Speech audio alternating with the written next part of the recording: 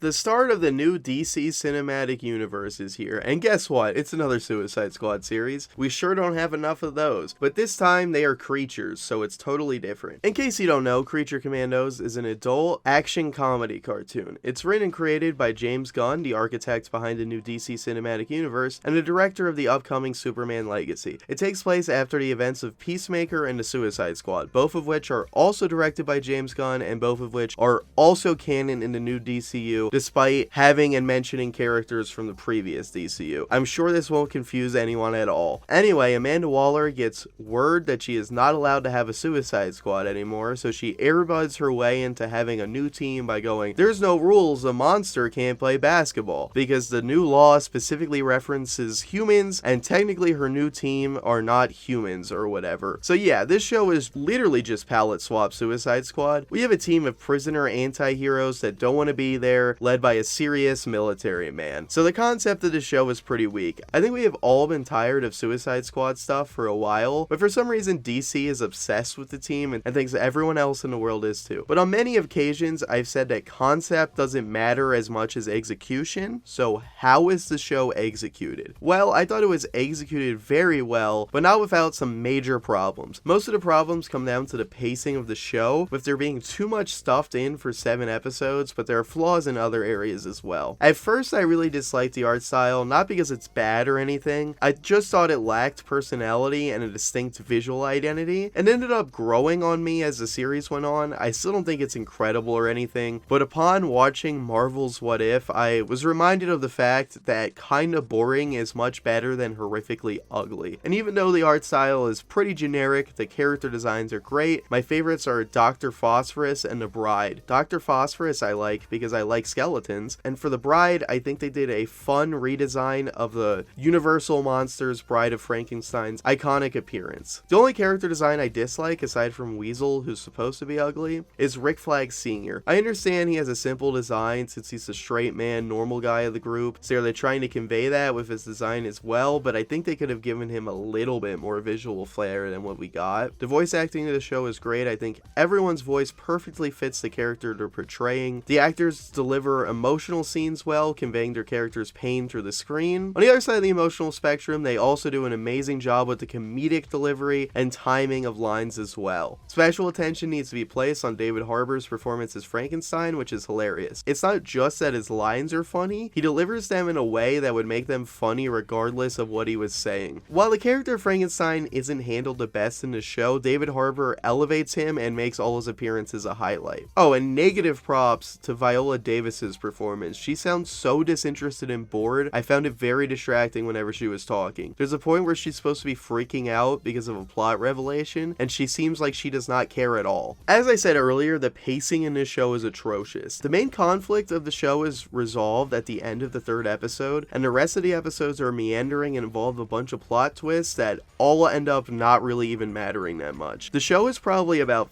50% flashbacks. A good amount of the characters have no development or arc in the main storyline, just the arc and tragic backstory portrayed in their flashbacks. Half of the main plot feels like filler in between characters having flashbacks. Each episode will focus on a particular character and have flashbacks to their tragic backstory, and a lot of the characters don't get a chance to shine outside of their dedicated episode, Dr. Phosphorus being the worst example of this, only having a few lines in a good amount of episodes. While the flashbacks storylines are great and add a lot to the main characters, it comes off as so awkward and clunky, it feels like a first draft of a script. I think the show would have worked much better as a 16 to 26 episode Monster of the Week style show, where each episode the team is on a different mission that still has a larger overarching plot. That would have helped the character development come about more naturally. You could have had them actually developed in the main plot and space out the flashbacks more, so they're not literally half of every episode. It also would have put the characters in a wider variety of locales and situations. And beyond the issues of the pacing, the story is extremely contrived, has a good amount of holes, and a lot of threads that go nowhere. I will go into specifics in the spoiler section, but like I said earlier, the script feels like a first draft. The show makes up for its weak plot and pacing with its great characters. The flashbacks, while they do kill the momentum of the show and are very clunky, are all amazing and all add a lot of emotional depth and really make you feel bad mad for the characters and make them very interesting. I like every member of the Creature Commandos team and the relationships they build with each other. They, like the show, balance comedy and tragedy very well, and the characters are all very multifaceted. Seeing the characters in action is a lot of fun as well. The show is full of a lot of over-the-top gore, which I thought was great. The action scenes are all very well executed, and I enjoyed seeing each character's powers and approach coming into play when they fought. I loved the way they portrayed Dr. Phosphorus's powers in the action scene, how he just melts through everything. And the Bride is a lot of fun to watch fight as well. She is a great blend of brutality and precision, just being like a fucking tank that punches people's heads off while also dodging out of the way and shooting people. I did end up disliking some of the action scenes because of power scaling and the implications they have for characters in this fledgling DC universe. The antagonist is Cersei, an Amazonian and Wonder Woman villain, and she gets her ass beat by individual members of the team several times in the show, which leaves two bad possibilities. A, she's not that strong and therefore not a big threat to Wonder Woman. B, she is very strong and a threat to Wonder Woman, but several members of the Creature Commandos are equally as strong as Wonder Woman, someone who is usually portrayed as one of the strongest characters in the DC universe. Both of these possibilities are very stupid. Hopefully, in future things, they bring up her being weaker during the events of the show for some reason, or they mention her becoming more powerful, if and when she shows up again. Before getting into spoilers, I want to talk about how terrible some of the music in this show is. About 4 or 5 times, they play songs by a band called Gogol Bordello. I don't know if they have dirt on James Gunn or something, and forced them to include their music in the show, or if he actually likes this garbage, but their music is some of the worst fucking shit I have ever heard in my goddamn life. It sounds like music that is intentionally terrible to be a punchline in a comedy after a character brags about how good their music is. The worst part is most of the time they play their songs over cool action scenes, and it kills the whole vibe and ruins the scene for me. Every one of the first 3 episodes have a Gogol Bordello song in them. They all play in their entirety, like full 3 to 4 minute songs. After the 3rd episode, their songs show up less, but less is still bad. I would prefer